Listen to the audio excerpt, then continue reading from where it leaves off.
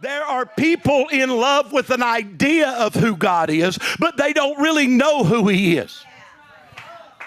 I'm going to give you a great scenario of this, and it's going to make some of you mad because of who I use. But there are people that are in love with Donald Trump, but they're in love with an image that they see on television that is presented from the White House, but none of them actually know who Donald Trump is. You ain't been in a meeting with him. You ain't sat at his dinner table. You ain't been fishing with him.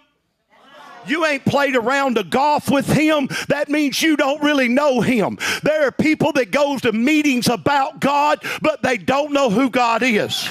They've been to meetings to hear stories about God. They've been to meetings to hear philosophies about God, theology about God, doctrine about God, but they don't know the God of their theology or doctrine.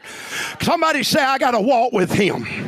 Come on, I got to know who he is. I can't take your word for who he is. I got to go beyond the veil. I got to go into the holiest of holies myself, which Jesus made a way for by the blood.